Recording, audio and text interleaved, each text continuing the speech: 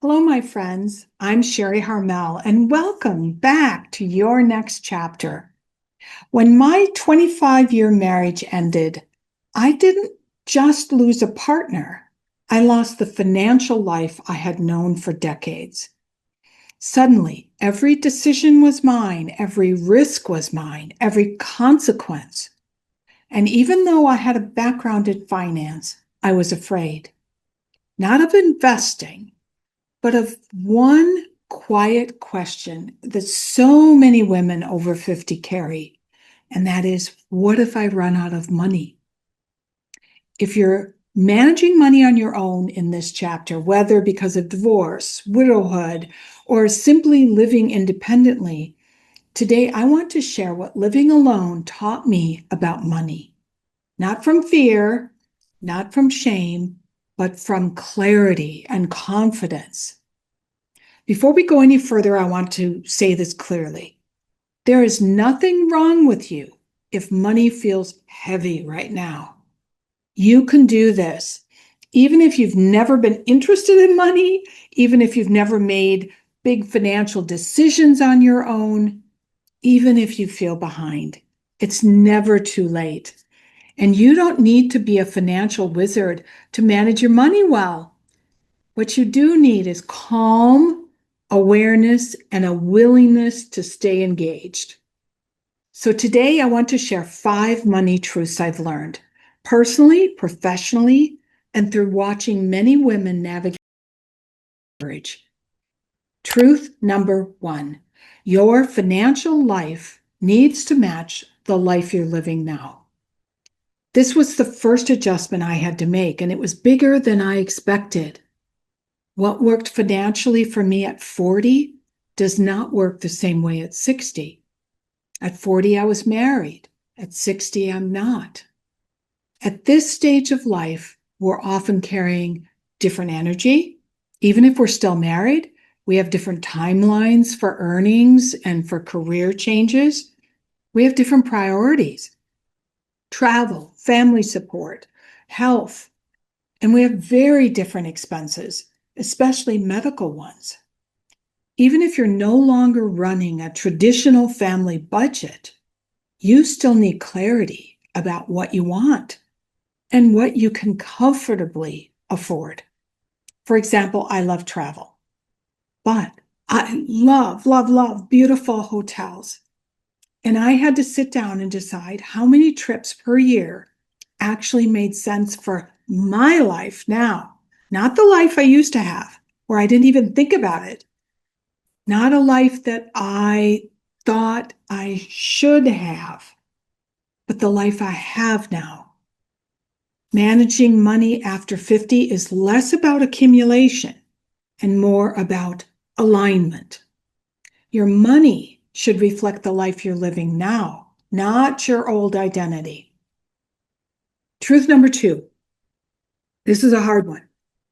Cash flow matters more than net worth.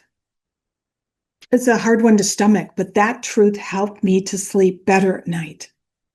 A large net worth on paper doesn't mean much if your monthly expenses are unpredictable.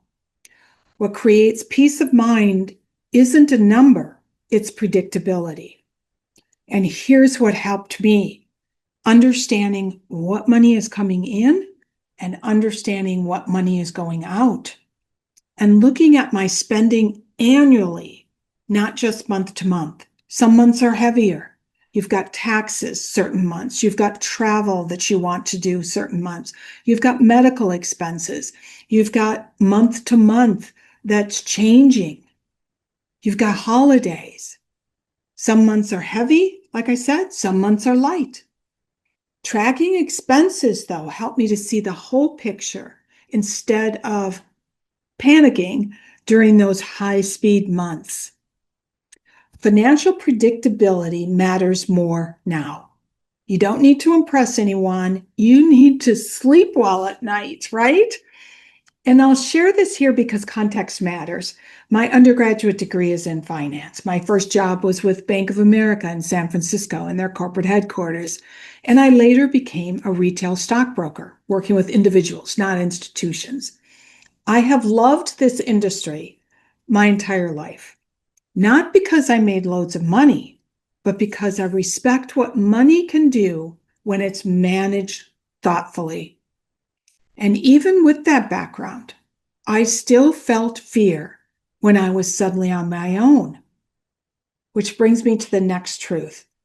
And that is, as a solo woman, you are the CEO of your financial life. This is where I see many women get talked down to, and it bothers me. Today's investment world is complex, and I do recommend professional help for most people. But staying engaged matters. That doesn't mean that you're going to become an expert. Too much. It may not be something that even interests you, but it means that you need to understand enough to ask questions. And it also means that you can expect clear answers. You deserve to understand where your money is, how it's invested, whether you're diversified enough, who you're working with, and why. Now, if an advisor can't explain things to you in a way that you understand, that's not your failure. That's actually a sign that you need to keep looking and find a different advisor. You do not, though, need to do everything yourself, but you do need to stay awake at the wheel. Truth number 4, simplicity is one of the smartest money moves you can make. Maybe life moves, but let's just stick with money, right? At this stage of life, complexity creates anxiety, and simplicity creates clarity. This might look like fewer accounts. It might mean you have fewer subscriptions. It might mean that you have a smaller or easier to manage home. You will just have fewer financial decisions pulling at you, and you need to figure out how to make that happen. This is not about deprivation. It's about reducing the noise. Simplicity, I truly believe, is strategic, and it builds confidence. Truth number 5, your money should support your freedom, not your identity. This final truth matters deeply. Your money is not here to prove anything. It's here to support you. It's here to support your health, your independence, your curiosity, your peace of mind, and the life that you enjoy now. Money is not the goal. It's a tool.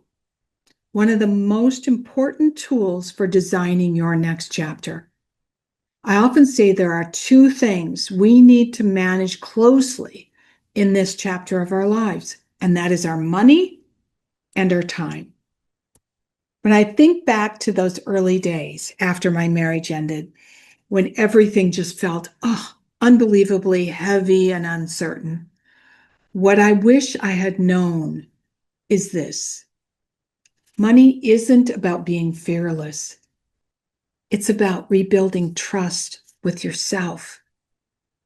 And that is something you can do step by step, calmly, at your own pace.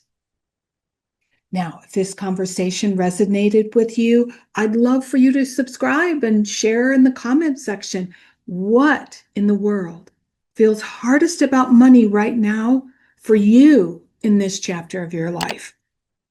And if you'd like deeper reflections and practical next chapter tools, you can join me over on Substack. The link is below. Until next time, my friends, keep designing a life that supports you. A bientôt.